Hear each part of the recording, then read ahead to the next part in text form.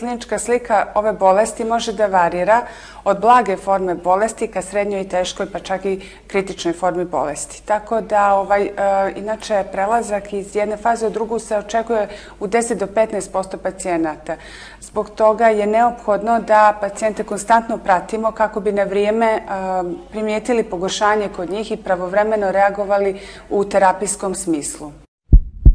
Ljudi se plaše nečeg što je novo i nepoznato, posebno ako to može da ugrozi njihovo zdravlje. Svakodnevno putem medija prate statističke podatke o broju oboljelih, novooboljelih, izliječenih, umrlih pacijenata od ove bolesti. U svakom slučaju jeste prisutan strah kod naših pacijenata, ali mi pribjegavamo timskom radu i konsultujemo kolege, psihologe, psihijatre kako bi nam pomogli da zajedno prevaziđemo i tu prepreku.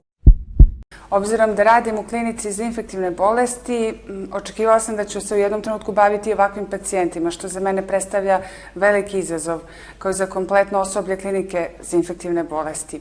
U radu s ovim pacijentima svakodnevno koristimo ličnu zaštitnu opremu na adekvatan način, kontrolišemo svoje zdravlje, povremeno se testiramo. Među osobljem našim nismo imali do sada pozitivnih na prisustvo ovog virusa.